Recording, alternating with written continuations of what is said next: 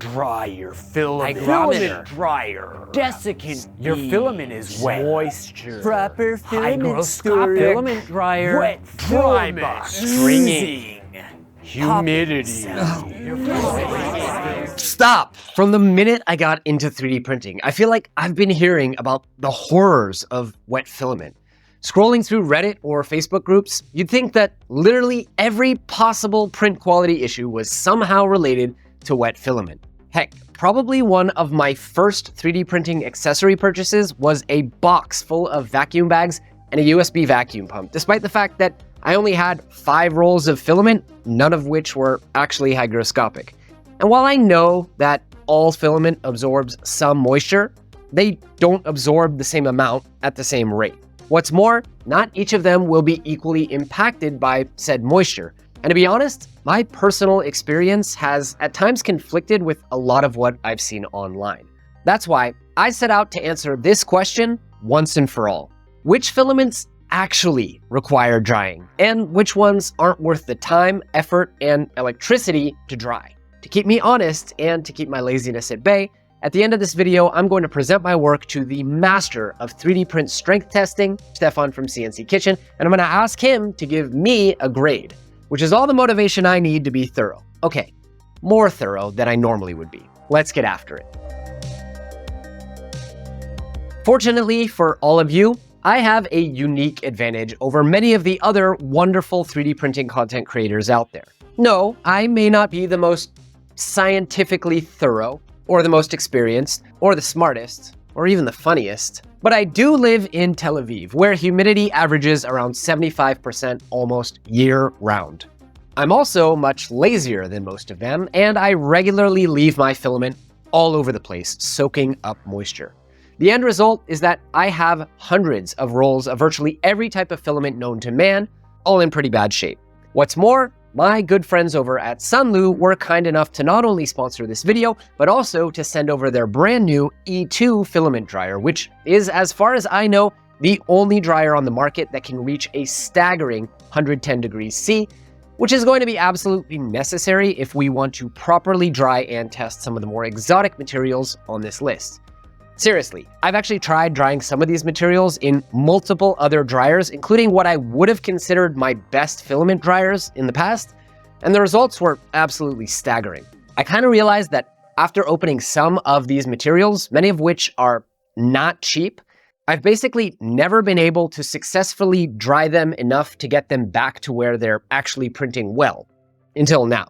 So if you're looking to get into printing more exotic filaments like PPS-CF, PAHT-CF, polycarbonate, and so on, check the link in the description to pick up the new Sunlu E2. And while you're there, do check out their line of super affordable carbon composite filaments, some of which we're actually going to be putting to the test throughout this video.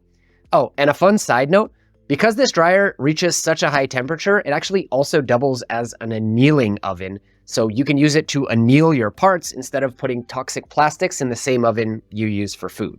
Your family will thank you. Anyways, the setup for this video is pretty simple, at least that's what I thought. We're going to print samples of each type of material both before and after drying, each time using the exact same G-code. Then we'll compare them for visual appearance. Finally, we'll break them on my rudimentary homemade tensile strength tester you see here in the back, and we'll look at the results together. By the way, I actually owe a huge thanks to fellow content creator Robert Cowan for his tensile strength tester design, which you'll see I'm using with some upgrades. It's simple, easy to build, and it does the job for most of the types of materials, though as you'll see later on in the video, I definitely found its limits. Now, another few caveats here about my methods. First, I'm not going to break more than 5 of each type of sample in each orientation, so while my results were surprisingly consistent for most of the materials, they're not going to be super statistically significant. After all, you really would need to break more than 30 of each type to even scratch the surface of true statistical significance, and I don't have that kind of time or patience. Frankly, I'm surprised that I did as much of this and as thoroughly as I did. Truthfully, I'm much more interested in the aesthetic impact of wet filament since I almost never have an issue with my prints breaking. But do let me know in the comments below if you'd like to see a follow-up video with a little bit more rigorous strength testing and better equipment. One last important note on my testing methodology before we do get into it. Because I don't have a powerful enough strength tester, as you will definitely see shortly, I'm not going to be using the test hooks that Stefan does, and my results therefore can't be compared to his strength results. Instead, I'm actually going to use Robert Cowan's design, but I'm going to print them with a 0.4 millimeter nozzle, 2 perimeters, 3 top and 3 bottom layers, and 10% gyroid infill. To save time, I will be using a lot of different printers, but I will use the same printer for each type of material, both wet and dry. Anyways, the only thing that we really care about here are the relative strengths. So now that I've explained my methodology and you guys know how I got my data, let's get to printing.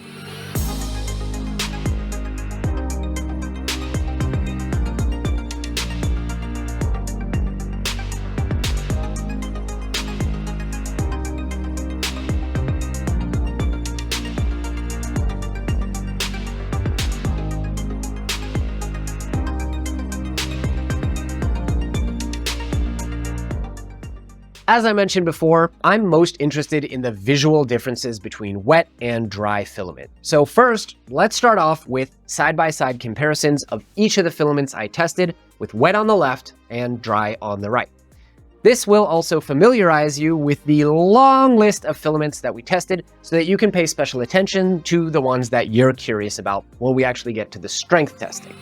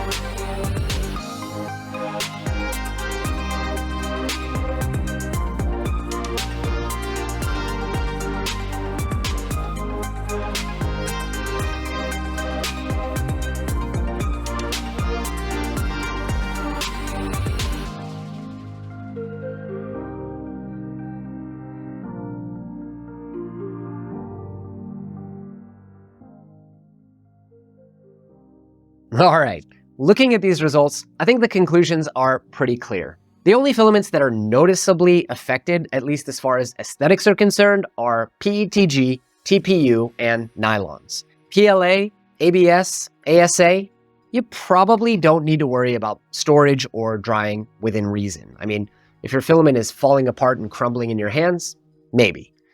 But what about the things we can't see? Strength. For that, we're going to need to break a lot of samples. So here we go.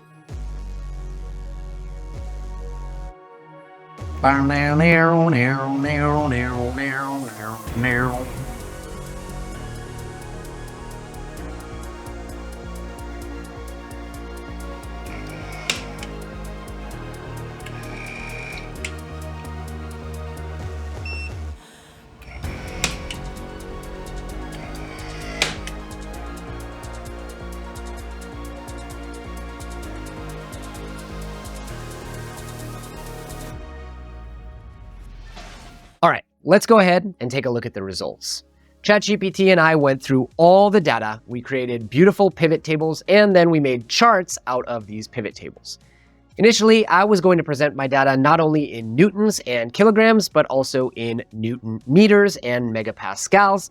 But after breaking more samples than I care to admit, I finally realized that my calculations for those samples were wrong. Whereas Stefan and others typically get values in the 60 megapascals for PLA, mine were coming up in the 20s. Fortunately, I realized my mistake. Basically, because my testing rig isn't strong, as I said before, I'd chosen to do only 2 perimeters and 3 top, 3 bottom. Therefore, the cross-section was hollow in my horizontal samples. So unfortunately, I was too deep into testing to start over, so I don't have an accurate way of calculation for megapascals or newton meters. But again, I'm not too worried about it because what we really care about is the relative strengths of dry versus wet. And I did use the same G code for each. I just hope that Stefan won't take off too many points for my beginner's mistake. Let me go grab a seat and we'll go over the results together. All right, so welcome to my home office. I really need to get a proper desk in the studio, so if any of you standing desk companies are watching and you can ship to Israel, hit me up.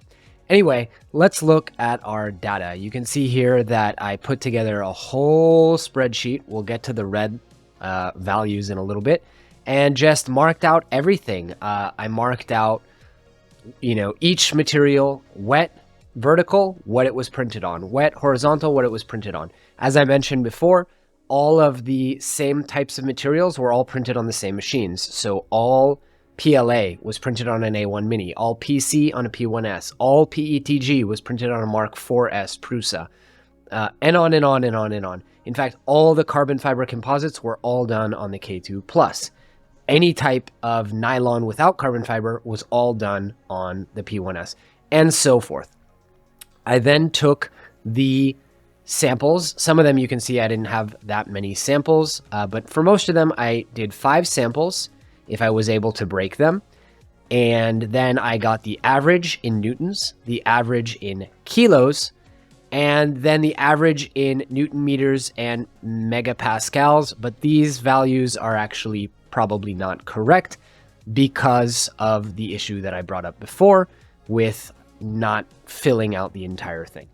Anyways, let's look at the results. I want to start with vertical because I think that's going to be the most interesting. You can see here we have each different material. Big shout out to ChatGPT for helping me create this beautiful pivot table, which organized all my data. And we can just go through the materials here, really. For Bamboo Lab PETCF, you can see in the vertical, dramatic difference, 170.84% difference in strength. For InsLogic ASA, 5.35%. That's probably rounding error or kind of statistical variance. That probably could be nothing. For InsLogic PETG Pro, 228.71% difference. Makes a huge difference to dry your PETG Pro.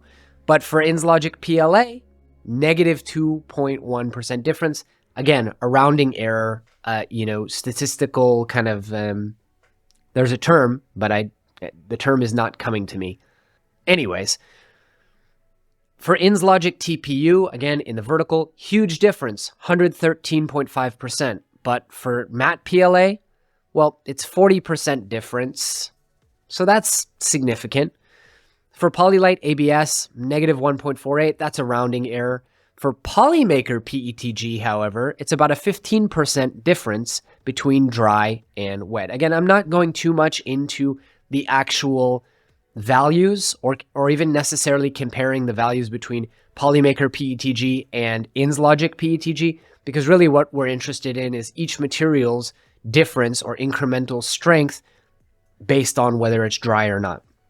Now, PC, unsurprisingly, 33.58% difference. And I will note that this is Polymax PC, which is a PC blend, as far as I know, not pure PC. Pure PC might even be further. Let me know if you want me to test that in a future video. For Polyterra PLA, I experienced a decrease in strength. Polyterra is a matte PLA, which I found interesting, but could just be due to variance in the samples or the way I tested. It was one of the earlier ones that I tested, and I was still working out getting everything moving smoothly. I wouldn't read too much into the fact that the wet was actually stronger than the dry. And then for Sliceworks PLA, 7%. Again, that's not significant and could just be due to my testing methodology. But for Easy PA, and again, that is another one of these blends by Sunlu in this case, Easy PA experienced a 60% difference in strength, and that's significant, and I would imagine for pure nylon, it would be even more. Let me know if that's something you'd want me to test in the future. For Sunlu PA12CF, PA12 is known as the most hygroscopic of all of the nylons, and it really lived up to that reputation. 1,750.75% stronger wet dry difference. So the dry is dramatically stronger. You can see just how weak the wet was. Oops, shouldn't have double clicked that. If I go to the actual values, you can see The wet stuff was just terrible, and you saw that in the benchy. I mean, the wet stuff just fell apart. It just crumbled. It was weaker than PLA. So yeah, nylon PA12 particularly, PA12CF definitely needs to be dried. And PA6CF is known for being less hygroscopic, but still pretty hygroscopic. One of the most hygroscopic of my testing. It was 81% stronger. Now, let's quickly jump over to the horizontal. Right away, you'll see a lot of them have 0% difference, and that is because, unfortunately, we found the limits of my test rig, and there were a lot of materials that horizontally I was not able to break at all. PETCF was one of them. Easy PA was another. TPU didn't break for kind of obvious reasons. And anything with nylon, PA, PA12, PA6, none of them could break. I apologize. If you would like me to do this test over again, if this video performs well, maybe I'll build a better test rig, something more akin to what Stefan has at CNC Kitchen, and maybe we'll do some of these tests again. I kind of don't want to, but maybe. Let's get into the ones that did break. Here, once again, negligible difference for ASA. You can see less than a 3% difference between strong and dry. I would put that up to kind of statistical variance, error, whatever that term is. Comment below if you know the term that I'm thinking of. For PETG Pro, stronger, but not the difference that we were seeing with the vertical samples, 21%. PLA, again, 5.4. Maybe it's a little bit stronger for the InsLogic normal, not matte PLA, but 5.4 could still be a rounding error, could still be because I didn't test that many samples. I didn't test 30 of each samples. For matte PLA, again, negative 20.36. That's a little suspect. I'm not sure what happened here. It's possible I maybe melted the filament a little and damaged it. I'll admit that I dried this filament at a faster rate and with some nylon, just shorter. So I may have actually damaged the crystalline structure of the matte PLA. For Polylite ABS, again, negative 2%. That's a rounding error. For Polymaker PETG, this surprised me. I will admit that I did not store the PETG that long. It was out under a windowsill for a few days, which is normally enough to absorb. But also, I dried it over the course of 4 hours, not 6 or 8 hours. And yeah, almost no difference in strength. Maybe I need to retest Polymaker PETG. Polymax PC was another one that surprised me. This roll was left out for weeks and weeks. And although it's not summer heat here in Israel right now, I was pretty sure it had soaked up a lot of water. It was only 3% stronger on the horizontal. Now the vertical, again, it made a big difference. So I think maybe just PC is not as affected in the horizontals. Polyterra PLA, virtually no difference. That's a rounding error. Sliceworks PLA, again, a rounding error. So really, the big takeaway here, the horizontals are not nearly as affected, and we kind of knew that, right? We kind of knew that the issue with waterlogged filament is bubbles getting in between the layers and ruining layer adhesion. If anything, I mean, I'm surprised that some of them were even affected at all. If you're interested in diving deeper, I'm also going to publish this spreadsheet to my YouTube members and Patreon supporters as well. Now, I know some people will have skipped to the conclusion of the video, so if I had to give a kind of quick roundup summary of my data, it would be this. Forget what you read online. Don't bother drying PLA, ABS, or ASA. I mean, unless you're having very clear problems and it's become super brittle and ugly, you're fine. But on the other hand, you do need to dry pretty much everything else. So yeah, no big revelation here. You may have already known that, at least I did from experience, and maybe this is me just wanting to justify like 2 weeks of testing. I do still think it was worth the exercise, especially if it prevents people from stressing out over storing their PLA, ABS, and ASA in dry boxes or wasting energy drying them. After all, if you go looking for this type of information online, you would come away certain that ABS needs to be dried, but it straight up doesn't. With that said, there were a number of really surprising lessons and takeaways that I do want to point out in no particular order. First, matte PLA is really weak, particularly its layer adhesion. I mean, I knew it was weaker, and that's why I don't print everything in it, just most things, but I had no idea that it was like half as strong as normal PLA. And that's a good segue into my second surprising lesson, which is that normal PLA is really, really strong in the layer adhesion department. At first, I actually doubted my results, but no, I went back and I tested again, and yeah, it really is that strong in between the layers. And I never knew that. Third, and this is probably not a big surprise, but nylon is strong, particularly horizontally. I actually couldn't break anything with nylon in it at all horizontally. And finally, I learned that not all PETG is created equal, and some of it behaves better than others. I actually left out Filament and Polymaker PETG in a humid room for literally days, and it still didn't behave like it. Whereas InsLogic's PETG Pro easily and quickly showed the types of issues that I normally associate with PETG. Now, I don't know if it's because they're putting an additive in there to change its properties or make it stronger in some way, but maybe I need to reevaluate my long-standing hatred of PETG. Maybe. But now, it's time to see what Stefan has to say. I mean, is this even like C+ level work? So I called him up, I walked him through my testing methodology, I showed him my results.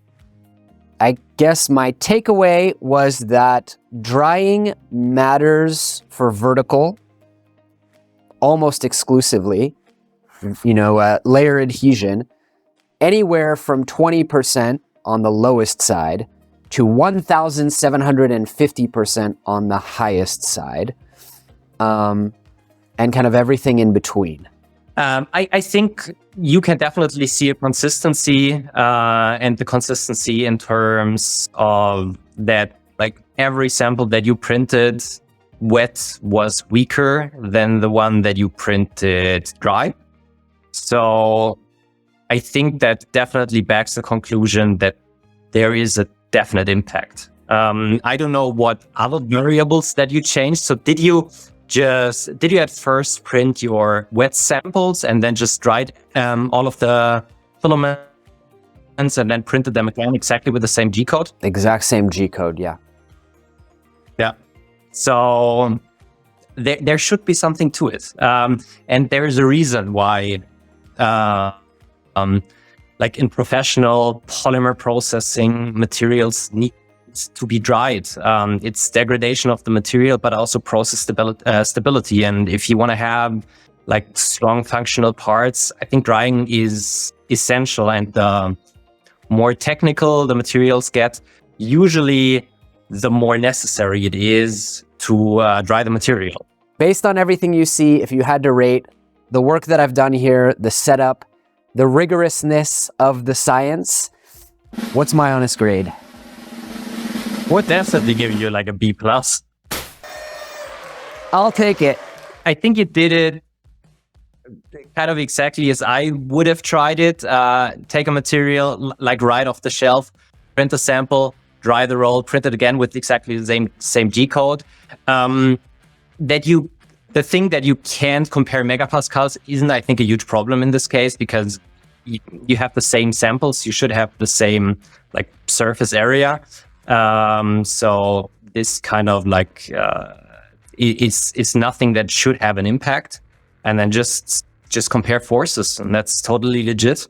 And honestly, I'm pretty happy with that. This was my very first attempt at the kinds of scientific testing that many other channels that I look up to do on the regular. And I think, if anything, my biggest takeaway was just how much work these guys put in to do this kind of research for all of us. So if you haven't already, do consider supporting Stefan, Igor from MyTechFun, or James from Cloud42 with a super thanks, or even joining their YouTube memberships. I'll put links in the description. As for me, despite how much work this video was, I'll be back pretty soon with another even more rigorous and laborious and interesting video that you're definitely going to want to stick, pun intended, around for. That's all for this week, but I'll see all of you on the next layer.